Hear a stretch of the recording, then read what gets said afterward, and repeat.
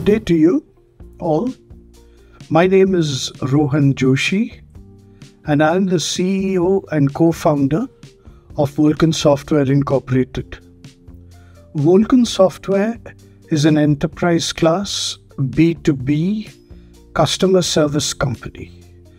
When the customer is internal to an enterprise, we are an ITSM product. When the customer is external to the enterprise, we are a customer service product. And our product has been around for about 4 years. As a company, we've been around for 11 years, but we've pivoted twice. And it's the current product of customer service, whether it's internal or external customers that we cater to, is what Vulcan is all about. So, the subject, emerging technologies that will shape the future in our industry. It's a very challenging and daunting subject. And the reason I say that is because a lot of futurists have predicted on a lot of things. I think for the last 25 years, right from the time of Marvin Minsky, people have been talking about artificial intelligence and how it's going to shape the world and how it's going to change the world. Now, what's interesting is that many of these futurists themselves were taken aback by the success of, the OpenAI and large language module product of ChatGPT. So much so, it so overwhelmed them that, a couple of them said, well, we had predicted this, but, the impact of what it is doing is something that has surprised even those folks like the futurists who had predicted that AI is just around the corner. Well, I mean, the corner took 25 years in the making, but when it landed with a tremendous impact. Whether it's ChatGPT or GPT-4, one sees this particular technology just sort of going through the roof. There are certain dangers to it because, again, like anything, if it falls into the wrong hands, it can lead to a lot of nefarious or criminal activities, which will endanger governments, will endanger people, will endanger humanity, etc. So guardrails are being proposed right now to enable that this technology does not fall into the wrong hands and wrong stuff happens over it. Well, I'm not going to dwell too much on artificial intelligence because almost everybody, every publication, every seminar, every conference is talking about the vast impact of AI in areas like healthcare, in areas like energy, in areas like transportation, banking, etc. So I don't want to dwell too much on artificial intelligence. Allied to AI is an area of concern which occupies the board, the CTO's office, the CIO's office, and any business leader worth his or her salt is talking quite a lot about cybersecurity. Because we've seen government websites being hacked, public sector websites being hacked, transportation websites being hacked, airlines reservation systems being hacked, banks being hacked, etc., etc. Now, all this is being done with a criminal intent, and folks are demanding ransom for it.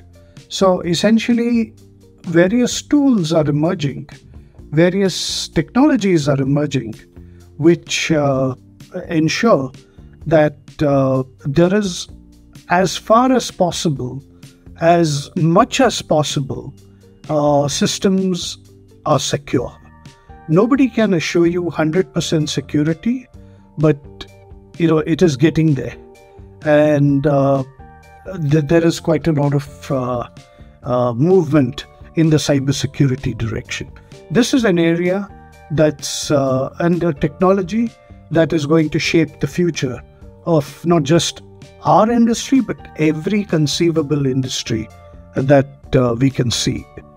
The third area that will occupy quite a lot of mind space in the boardroom, again, not just with the CTO, CIO, but with the board, is how does one ensure that one uses clean energy or renewable energy for some of the larger installations. So data centers are known to be energy hogs.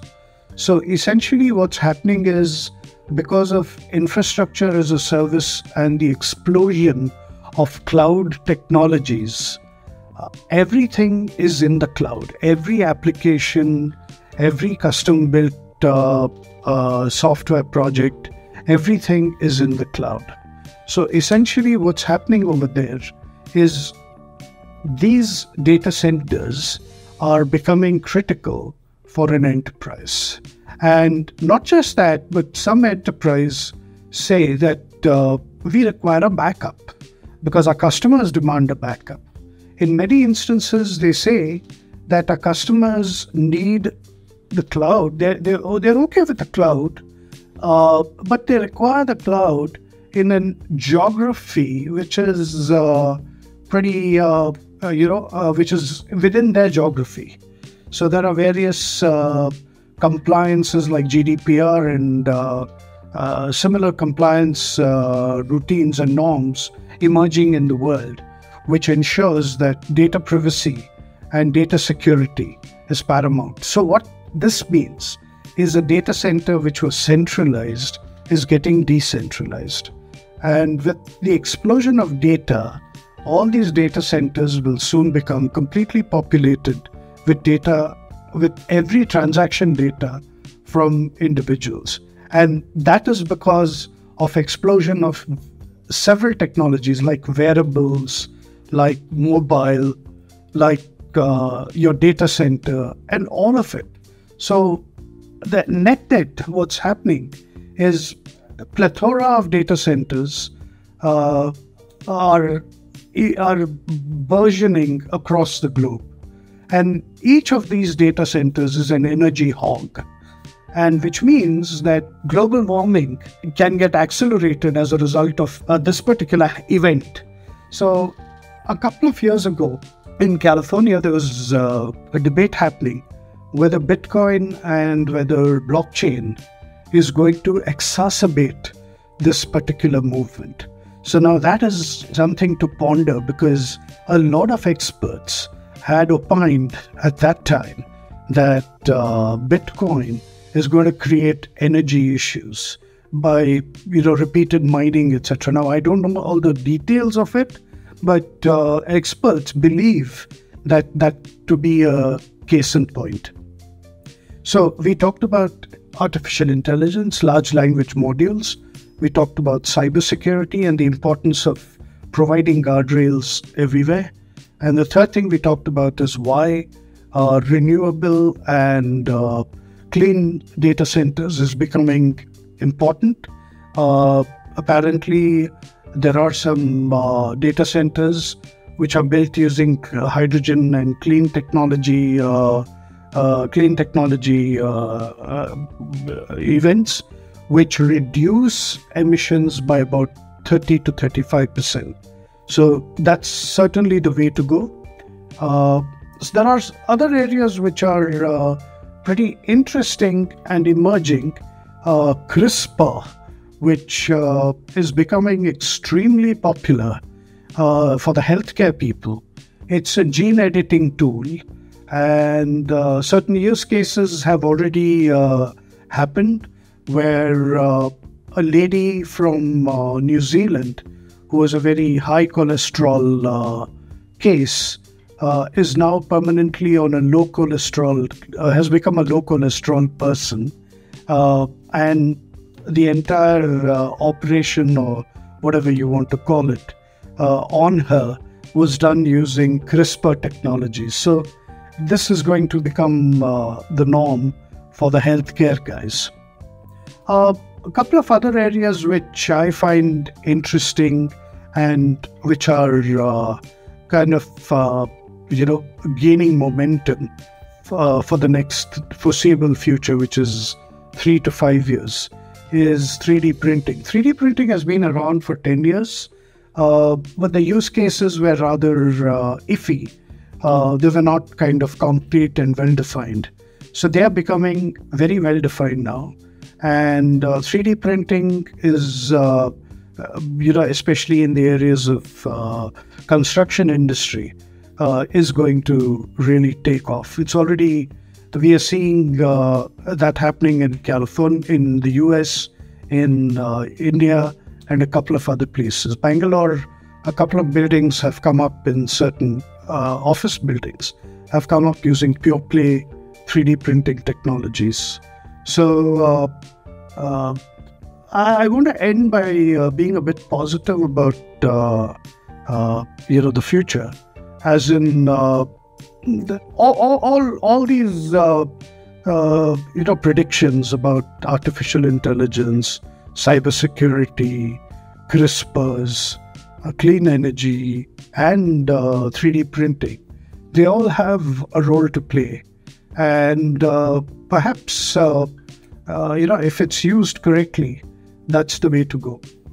I'd like to end by one of the caution which was given at the last World Economic Forum, and the statement made there was rather alarming, that it's the lack of skills in our industry, and that has creating a crisis, and that crisis is slowing down both development as well as innovation. And that is something that is bothering almost all the CEOs, whether it's in technology, whether it's in automotive, whether it's in healthcare, whether it's in banking. So that is an area that lends itself for disruption by automation. So automation is going to disrupt those industries big time.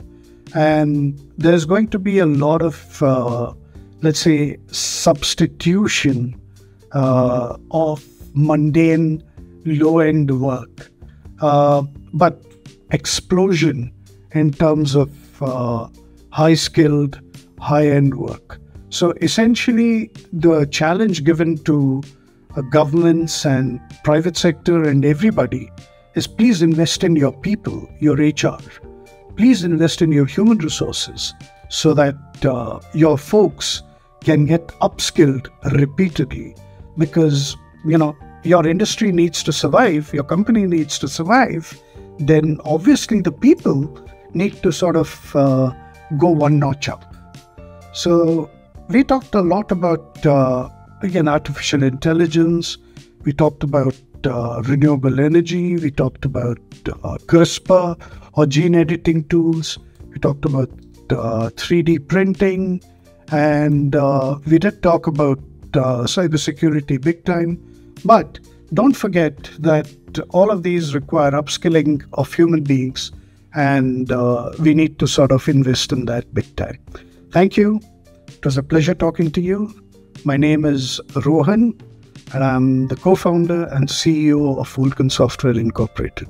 Thank you. Bye.